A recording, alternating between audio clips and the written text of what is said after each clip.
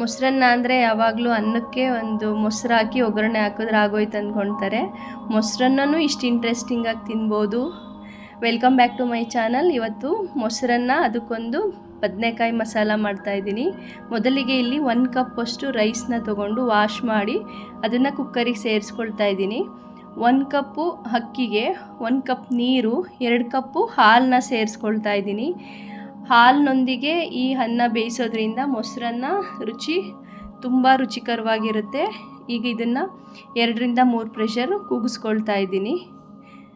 ಇದಕ್ಕೊಂದು ಬದನೆಕಾಯಿ ಮಸಾಲ ರೆಡಿ ಮಾಡ್ಕೋಬೇಕು. ಬದನೆಕಾಯಿನ ಈ ರೀತಿ ಕಟ್ ಮಾಡಿ ಉಪ್ಪು ನೀರಲ್ಲಿ ನೆನೆಸಿ ಎತ್ತಿಟ್ಕೊಳ್ತಾ ಇದ್ದೀನಿ, ಅದರಲ್ಲಿರೋ ಕನೆ ಎಲ್ಲ ಹೋಗ್ಬೇಕಂದ್ಬಿಟ್ಟು. ಇಲ್ಲಿ 1 ನಿಂಬೆಹಣ್ಣಿನ ಗಾತ್ರದ ಹುಣಸೆಹಣ್ಣ ನೆನೆಸಿಟ್ಕೊಂಡಿದ್ದೀನಿ. ಇದಕ್ಕೊಂದು ಮಸಾಲೆ ಹುರ್ಕೋಬೇಕು.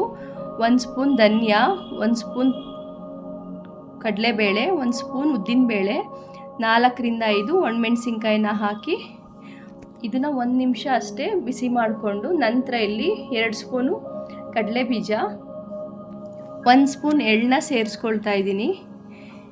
ನೀವು ನಮ್ಮ ಚಾನಲ್ ಫಸ್ಟ್ ಟೈಮ್ ವಿಸಿಟ್ ಮಾಡಿದರೆ ನಮ್ಮ ಚಾನಲ್ ಸಬ್ಸ್ಕ್ರೈಬ್ ಮಾಡ್ಕೊಳ್ಳಿ. ನಾನು ಹಾಕೋ ರೆಸಿಪಿ ನೋಟಿಫಿಕೇಷನ್ ನಿಮಗೆ ಮಿಸ್ ಆಗದೆ ತಲುಪುತ್ತೆ. ಇಲ್ಲಿ 1/4 ಸ್ಪೂನಷ್ಟು ಜೀರಿಗೆ, 8ರಿಂದ 10 ಮೆಣಸನ್ನ ಸೇರಿಸ್ಕೊಳ್ತಾ ಇದ್ದೀನಿ.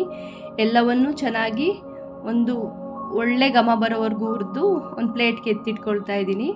ನಂತರ ಒಂದು ಪ್ಯಾನ್ಗೆ 2ರಿಂದ 3 ಸ್ಪೂನು ಅಡುಗೆ ಎಣ್ಣೆ ಹಾಕಿ, ಸಾಸಿವೆ,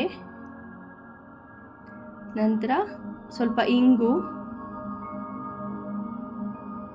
ನೆನೆಸಿಟ್ಟಿದ್ನಲ್ಲ ಉಪ್ಪು ನೀರಲ್ಲಿ, ಅದನ್ನೆಲ್ಲ ನೀರನ್ನ ಸೋಸಿ ಆ ಬದನೆಕಾಯಿಗಳ್ನ ಇದಕ್ಕೆ ಆಯಿಲ್ಗೆ ಹಾಕಿ ಫ್ರೈ ಮಾಡ್ಕೊಳ್ತಾ ಇದ್ದೀನಿ. ನಂತರ ಸ್ವಲ್ಪ ಕರಿಬೇವು,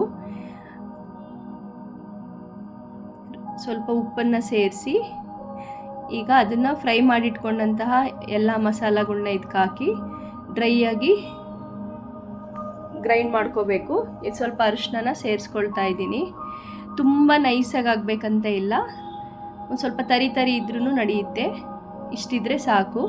ತುಂಬ ಗ್ರೈಂಡ್ ಮಾಡಿದ್ರೆ ಕಡಲೆ ಬೀಜ ಎಳ್ಳು ಇರುತ್ತಲ್ಲ, ಆಯಿಲ್ ಬಿಟ್ಬಿಡುತ್ತೆ. ಅದಕ್ಕೋಸ್ಕರ ಈಗ ಹುಣಸೆ ರಸನ ಸೇರಿಸಿ, ಹುಣಸೆ ರಸ ಸೇರ್ಸೋಕ್ಕೆ ಮುಂಚೆ ಬದನೆಕಾಯಿ 1/4 ಭಾಗ ಬೆಂದಿರಬೇಕು. ಆ ಹಂತದಲ್ಲಿ ಹುಣಸೆ ರಸ ಸೇರಿಸ್ಕೋಬೇಕು. ಲಿಡ್ನ ಕ್ಲೋಸ್ ಮಾಡಿ 1-2 ನಿಮಿಷ ಬೇಯಿಸ್ಕೊಂಡಿದ್ದೀನಿ. ನಂತರ ಇಲ್ಲಿ ರುಚಿಗೆ ತಕ್ಕಷ್ಟು ಉಪ್ಪನ್ನು ಸೇರಿಸಿ ನಾವು ಗ್ರೈಂಡ್ ಮಾಡಿಟ್ಕೊಂಡಂತಹ ಮಸಾಲನ ಈಗ ಇದಕ್ಕೆ ಸೇರಿಸಿ, ಇದು ತುಂಬ ಗ್ರೇವಿಯಾಗಿರಬಾರ್ದು, ಇದು ಸ್ವಲ್ಪ ಡ್ರೈ ಆಗಿದ್ರೇ ಚೆನ್ನಾಗಿರುತ್ತೆ. ಇದು ಮೊಸರನ್ನಕ್ಕೆ ಅಂತಲೇ ಅಲ್ಲ, ಇದು ಚಪಾತಿ, ರೊಟ್ಟಿ, ಅನ್ನ ಸಾಂಬಾರಿಗೆ ಸೈಡ್ ಡಿಶ್ ಆಗಿ ಪಲ್ಯ ಕೂಡ ತುಂಬ ಚೆನ್ನಾಗಿರುತ್ತೆ. ಇದು ಯೂಸ್ ಮಾಡ್ಬೋದು ಈ ಬದನೆಕಾಯಿ ಮಸಾಲನ. ಮೇಲೆ ಕೊತ್ತಂಬರಿ ಸೊಪ್ಪು ಹಾಕ್ಕೊಂಡ್ರೆ ಒಂದು ರುಚಿಕರವಾದ ಬದನೆಕಾಯಿ ಮಸಾಲ ರೆಡಿ ಆಯಿತು. ಈಗ ಮೊಸರನ್ನ ಮಾಡ್ಕೊಳ್ಳೋಕ್ಕೆ ಕುಕ್ಕರಿಂದ ರೈಸ್ನ ಒಂದು ಪಾತ್ರೆಗೆ ಹಾಕಿ ತಣ್ಣಗೆ ಹಾಕಿಟ್ಕೊಳ್ತಾ ಇದ್ದೀನಿ. ತುಂಬ ಬಿಸಿ ಅನ್ನಕ್ಕೆ ಮೊಸರು ಹಾಕಬಾರ್ದು. ಅದಕ್ಕೊಂದು ಪೇಸ್ಟ್ ರೆಡಿ ಮಾಡ್ಕೋಬೇಕು.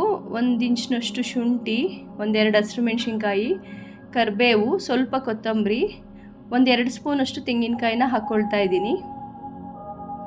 ಎಲ್ಲವನ್ನು ಚೆನ್ನಾಗಿ ಪೇಸ್ಟ್ ಮಾಡಿ ಅನ್ನಕ್ಕೆ ಸೇರಿಸ್ಕೊಳ್ತಾ ಇದ್ದೀನಿ. ನಂತರ ಇಲ್ಲಿ 1 ಕಪ್ನಷ್ಟು ಗಟ್ಟಿ ಮೊಸರನ್ನ ಸೇರಿಸ್ಕೊಳ್ತಾ ಇದ್ದೀನಿ. ಇಲ್ಲಿ ನಾನು ಫ್ರೆಶ್ ಕ್ರೀಮ್ನ ಒಂದು 3ರಿಂದ 4 ಸ್ಪೂನ್ ಬಳಸ್ತಾ ಇದ್ದೀನಿ. ಫ್ರೆಶ್ ಕ್ರೀಮ್ ಇಲ್ಲ ಅಂದರೆ ನೀವು ಹಾಲಿನ ಕೆನೆ ಅಥವಾ ಗಟ್ಟಿ ಹಾಲನ್ನೇ ಒಂದು ಅರ್ಧ ಕಪ್ನಷ್ಟು ಬಳಸಿದ್ರೆ ಆಯಿತು. ರುಚಿಗೆ ತಕ್ಕಷ್ಟು ಉಪ್ಪು ಹಾಕಿ ಈಗ ಇದಕ್ಕೊಂದು ಒಗ್ಗರಣೆ ಕೊಟ್ಕೊಳ್ಳೋಣ. ಸಾಸಿವೆ, ಒಣಮೆಣಸಿನ್ಕಾಯಿ, ಹಿಂಗು, ಕರಿಬೇವು ಹಾಕಿದ್ರೆ ಒಗ್ಗರಣೆ ರೆಡಿ ಆಗುತ್ತೆ. ನೀವು ಇದನ್ನು ಇಮ್ಮಿಡಿಯೇಟು ಸರ್ವ್ ಮಾಡೋದಾದರೆ ಮೊಸರು ಜಾಸ್ತಿ ಹಾಕ್ಕೋಬೇಕು. ನೀವಿಲ್ಲ ಎಲ್ಲಾದರೂ ಬಾಕ್ಸ್ ಕಳಿಸೋದಿದೆ 3-4 ಅವರ್ಸ್ ಬಿಟ್ಟು ತಿನ್ನೋದಾದರೆ ಮೊಸರು ಪ್ರಮಾಣ ಕಮ್ಮಿ ಮಾಡಿ ಸ್ವಲ್ಪ ಹಾಲನ್ನ ಮಿಕ್ಸ್ ಮಾಡಿದ್ರೆ ಕರೆಕ್ಟ್ ಅದಕ್ಕೆ ಬರುತ್ತೆ. ತುಂಬ ರುಚಿಕರವಾಗಿರುತ್ತೆ. ಮೇಲೆ ಕೊತ್ತಂಬರಿ ಸೊಪ್ಪು ಒಗ್ಗರಣೆ ಹಾಕ್ಕೊಂಡ್ರೆ ಈ ರೀತಿ ಒಂದು ಸಲ ಮೊಸರನ್ನ ಮಾಡಿ ನೋಡಿ, ತುಂಬ ರಿಚ್ ಆಗಿರುತ್ತೆ ತಿನ್ನೋಕ್ಕೆ. ಮೊಸರನ್ನೂ ಇಷ್ಟು ಇಂಟ್ರೆಸ್ಟಿಂಗಾಗಿ ತಿನ್ಬೋದಾ, ಇಷ್ಟು ಟೇಸ್ಟಿಯಾಗಿ ಅನಿಸುತ್ತೆ. ಅದರಲ್ಲೂ ಈ ಬದನೆಕಾಯಿ ಮಸಾಲ ಜೊತೆ ಸೇರಿಸಿ ತಿಂತಾಯಿದ್ರೆ ರುಚಿ ಅದ್ಭುತವಾಗಿರುತ್ತೆ. ಖಂಡಿತ ಈ ರೆಸಿಪಿ ಟ್ರೈ ಮಾಡಿ. ಮೊಸರನ್ನೂ ಇಂಟ್ರೆಸ್ಟಿಂಗಾಗಿ ಇಷ್ಟು ಚೆನ್ನಾಗಿ ಮಾಡಿ ತಿನ್ಬೋದಾ ಅನಿಸುತ್ತೆ ನಿಮಗೆ. ರೆಸಿಪಿ ಇಷ್ಟ ಆಯಿತು ಅಂದ್ಕೊತೀನಿ. ನಮ್ಮ ಚಾನಲ್ ಸಬ್ಸ್ಕ್ರೈಬ್ ಮಾಡಿ. ಮತ್ತೆ ಸಿಗುವ ನೆಕ್ಸ್ಟ್ ವೀಡಿಯೋದಲ್ಲಿ. ಬಾಯ್.